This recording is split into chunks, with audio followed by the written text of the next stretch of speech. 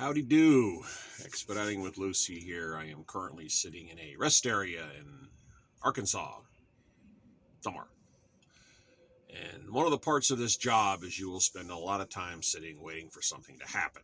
And what I call the company I work for, what they do is I call it a teaser. They call you and they say, hey, we got a load for you. It's all hot. It's great. It's going direct, blah, blah, blah. Do you want to bid it? Yes, I want to bid it. And you can't have it. They give you a 15-minute window. If you don't get a call back in 15 minutes, it's not yours. And it's been 15 minutes. It was a direct to North Carolina. You'll get a lot of those. I've had days where I'll bid first thing in the morning, get a load, down the road, no problems. Other times they'll bid 8-10 times, get nothing. It's just the nature of the beast because there's a lot of people out here doing, what we're doing here. And everybody's got their numbers. The only bad part about sometimes that drivers do is they cut their own throats because they bid really low. And some people are bidding loads that are so low it's below operating costs. And what they're doing is they're training shippers and receivers that can go, oh, gee, well, if I could, just hold out, I can get this super, super cheap rate on this load. And you're just hurting yourself. So don't get desperate. Don't just cut your throat and bid way down here. And one of my dispatchers told me this phenomenon that happens in the springtime, that people go out and buy these throwaway vans with their tax refund. I'm talking about 500,000 mile burned up, washed up on the beaches during the Normandy invasion vans, and they don't maintain them properly.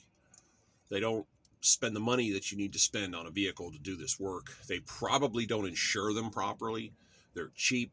They low bid, super, super, super low bid everybody.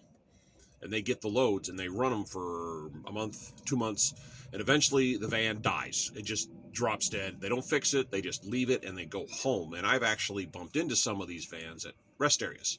You look around truck stops, you see them and they're sitting there on flat tires and it's dead. And that's what those people do. So the springtime can be rough.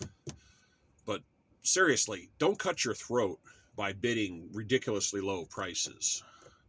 And certain areas command higher rates and other areas are lower. Getting out of Laredo's its own thing, and you can get to Laredo. It's pretty easy to get $1 a mile going to Laredo from just about anywhere. But getting out of Laredo that's pulling teeth. I mean, you pull into any lot in Laredo, any truck stop, and there's 40 vans sitting there. And you look across the street, and there's 40 vans sitting in that lot, all waiting for a load to get out of there. And it's just, there are loads coming out. It's just the rates on them are really bad. And I've sat down there for 2 days, and my company usually calls and says, hey, I got this load, you want to bid on, blah, blah, blah. After a while, they just stop calling, and they just bid on them. And I mean, they'll bid on 20 loads.